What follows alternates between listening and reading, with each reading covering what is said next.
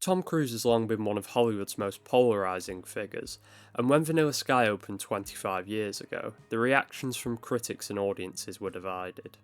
Some took issue with the film's surrealistic plot structure, while others dismissed the film as a narcissistic vanity project by Cruise that was vastly inferior to the original 1997 Spanish film directed by Amenábar, titled Abre los ojos, or Open Your Eyes in English. With Mission Impossible, Tom would start producing some of his pictures, and in the early 2000s he was, and still is, arguably Hollywood's biggest star. Tom was basically in a position to do any picture, and he wanted to do Vanilla Sky so much that he turned down the leading role of John Nash and eventual Best Picture winner, A Beautiful Mind. I was fascinated by, in theater you get to make, you do the plays over and over again. This film, although it was Spanish, it has, deals in universal themes and it's not cultural dependent. And I also thought it'd be interesting to have another version of that and have the two films have a dialogue with each other. It's something that I've never had that opportunity in film to be able to do something like that. And I thought it'd be a fascinating challenge, and it was. But also the role. I knew when Cameron was interested and he started discussing some of the themes that he wanted to explore with the picture. And just the opportunities for the characters were incredible. Incredible scenes for an actor to play. The idea of remaking a film is always a contentious issue. Hollywood inundates us with reboots, sequels and remakes that are usually unnecessary or not good, but on very rare occasions they can work. Tom's idea of creating a dialogue between Vanilla Sky and Open Your Eyes is an interesting one that was also embraced by Amenábar, who is a huge advocate of Vanilla Sky. Amenábar said, and I quote, "Vanilla Sky is as true to the original spirit as it is irreverent towards its form, and that makes it a courageous, innovative work." I think I can say that, for me, the projects are like two very special brothers. They have the same concerns, but their personalities are quite different. In other words, they sing the same song but with quite different voices. One likes opera, and the other likes rock and roll. We wanted to honor the original and change the tone of it at times and expand some of the characters, but I just figure that there's one way to remake a movie, which is to start from scratch, and the other way is to try and be a fan of what made the original great and also start a dialogue with it, which is what we went for. It begins as a great modern love story, and it slowly starts to turn, and before you know it, the room in the house you thought you were in has changed, but you believe in the heart and the soul of these characters. And I love characters, so I'm always looking for a different way to tell a love story, and this certainly was that and more. Yeah. The plot of both Vanilla Sky and Open Your Eyes follows a man who seemingly has it all. The protagonist named Cesar in Open Your Eyes and David Aames in Vanilla Sky have wealth, good looks and gorgeous women around their arms until a car accident leaves them terribly disfigured.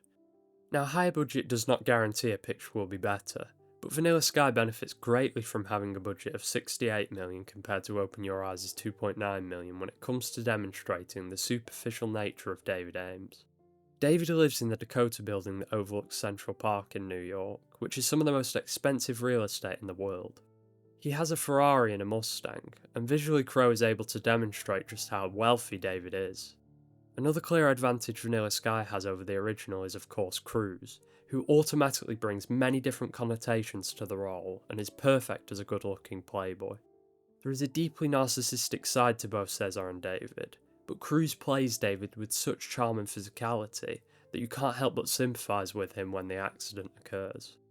David Aames is a guy who, I don't think he's a bad guy at all. I think he's a guy who he lost his parents and he's snowboarding through life. He doesn't really recognize that in life you have to take responsibility. There's moments in time where you have all these things that, swirling around you, and he's never really grasped the concept of the effects that he creates, not only in his own life but in others' lives, and that's the kind of guy he is. And I think that he's a person who cares about people, but he just doesn't recognize that level. I think in life you find a lot of people that go through their lives and they don't really consider how they behave and how it affects other people. And I think he's kind of in that stage of his life at the beginning of the picture. Crowe, as he said, is very interested in character, and he attempts to humanise David more so than in the original. The opening dream sequence in An Empty Times Square, which is one of the most expensive scenes ever filmed, is interpreted by Kurt Russell as a dream about loneliness, which differs from Open Your Eyes, where the doctor is unsure why Cesar told him about his dream. We dreamed about having this sequence where a guy who is afraid of being alone has a dream of utter loneliness, and he's alone on an empty Times Square with all the electricity going. Crowe goes further with David's characterisation by including Thomas Tipp, who doesn't appear in the original film. David initially planned to send Tommy to London, but rehired him after he expressed his unwavering loyalty to David and his father before him. Tommy amplifies David's suspicions against his partners, the Seven Dwarfs, and he also encourages David to fight back after his accident. This plotline with Tommy and the board misdirects the viewer into believing the murder David committed could involve them in some way, and adds to David's lack of responsibility for his actions. Cameron Diaz is a spectacular actress and brilliant at character, comedy, and drama. And I wanted to use her in a dramatic way where all of her little sparks and flares could come out. Because essentially she's a character who's in love and is not getting enough back. And From David. From David Aames. And I thought she could play heartbreak in a very unique way, and she did. Because in their relationship in the movie, they have a relationship based on casual sex. Mm-hmm. And they've made love 4 times in one night. Now to her, that's got to mean and he loves her. Something like a love, you know, deep love. And when she finds that that may mean something else to David, maybe just a great night, things begin to turn in her world. And I thought Cameron Diaz was great to play those subtle shifts of love. I agree with Tom that David isn't a bad guy, and you empathise with him about the loss of his parents in early adulthood. He's clearly suffered trauma from that loss, and he's afraid of being alone, but at the same time he doesn't really want a relationship, which is where Gianni comes in. David doesn't consider Julie's feelings at all, and everything is on his terms. He calls her when he wants, he sleeps with her when he wants, and he doesn't invite her to his birthday party. Having Julie comes easy to David, and he doesn't value her at all. However, his best friend Brian's situation is different. To Brian, it would be a dream to be with someone like Julie, but he finds the humour in always being second fiddle to David. He is a loyal friend to David, but he is also dependent on him to pay for his first novel, and at the party he is rightfully frustrated at David when he takes Sofia away from him. While drunk, he tells Julie what David said about her at the party, which is another misdirection by Crowe that wasn't in the original. The car crash scene also plays out differently between the films, with Open Your Eyes showing Nuria, or Julie as she's renamed in Vanilla Sky, taking drugs before she drives. This fundamentally alters the intentionality behind the crash, where it could be argued that Nuria was suffering from some form of drug-induced psychosis compared to Vanilla Sky, where Julie crashes the car intentionally because if she can't have David, then no one can. She's got 4 or 5 jobs. She lives in New York. She sort of represents reality in a guy's life who is surrounded with people that either work for him or they're trying to acquire some part of his charisma. This is a girl that kind of touches something inside of him, and he wants to know her more. And she quite clearly changes his life as he sees what he's been missing. And it's a long journey to him finding the love that he deserves and needs. And she represents truth. Truth. For him. For him, and she's truthful to him when she talks to him and says things that he hasn't heard but suspected were true. And slightly different from the character she plays in the original. But Penelope is the kind of person that I think, the characters she plays are the kind of people that can change your life in a night, which is what happens. Penelope Cruz plays Sofia in both Open Your Eyes and Vanilla Sky and is the key character that creates a dialogue between the two pictures.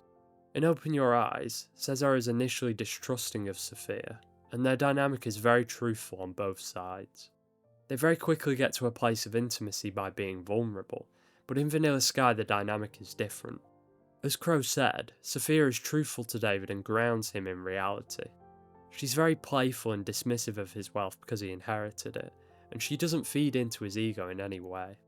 She plays hard to get, which is the complete opposite of Julie, and he likes that about her. Another difference between Sofia in the films is how she reacts to the disfigurement.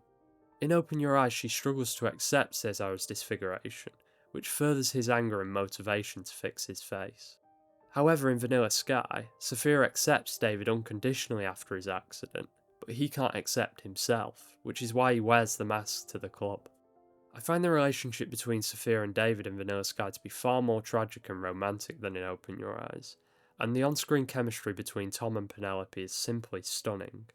The two began dating shortly after filming Vanilla Sky, and every bit of that chemistry is on the screen. It was very musical to me too. I started hearing the music that I thought could be in the movie, and we were off and running. And it was almost like I couldn't say no. I was already thinking about how we could do the movie before the opportunity even came up. Before becoming a filmmaker, Cameron Crowe was an editor and writer for Rolling Stone magazine. Almost Famous is a semi-autobiographical film that chronicles his real-life experiences working for the magazine as its youngest ever contributor. Needless to say, Crowe is a talented writer and has always loved music. Every film he wrote prior to Vanilla Sky was his own original material, and the soundtrack for the film is immaculately curated. The film features songs from artists such as R.E.M., Radiohead, Paul McCartney, Sigur Rós and many others, and Crowe uses the soundtrack to guide us emotionally through the film. Vanilla Sky opens with Everything in Its Right Place by Radiohead, which made its cinematic debut in this film. The lyrics play over David's morning routine and explicitly tell us everything is well in David's life at this point in the film. All the Right Friends by R.E.M. plays after David leaves Julie in his apartment, and its lyrics shows David's state of mind and that Julie isn't the one for him. Sweetness Follows, another track by R.E.M. plays right before the splice in the dream that follows. Vanilla Sky's tone is vastly different from Open Your Eyes, and the soundtrack plays a huge role in this. Open Your Eyes' tone is much darker, with a relatively standard dramatic intense score. It does feature Massive Attack in the club scene, but is generally driven by its orchestral score more than anything. Cameron always said, he wanted to have a film that explored pop culture. And then, you start talking about, well, where are you going to shoot it? And ended up being, it's like you needed what is the most iconographic piece of real estate in the world? Manhattan. Times Square, pop culture. Right. And we were able to get that. In Open Your Eyes, when the splice happens, Sofia immediately loves Cesar, and his face is quickly fixed, which leaves us wondering what exactly has happened. Cesar is then hypnotised into remembering his dream by the doctor, where he learns about the contract he signed with Life Extension and his death. Vanilla Sky is structurally quite different and delays the reveal of Life Extension and David's death until the end. The exposition explains that David sculpted his dream out of the iconography of his youth, such as his mother's favourite Money-like skies, and what ideal love and fatherhood looked like based on films he saw. With these references, the soundtrack and the location of New York, Crowe shows us how pop culture shapes David's identity. I think we all have a desire to escape sometimes, and the allure of living in a space filled by our individual ties to pop culture could seem like a dream. But as David discovers in the film, it would eventually become a nightmare. The ending, to me, always felt celestial.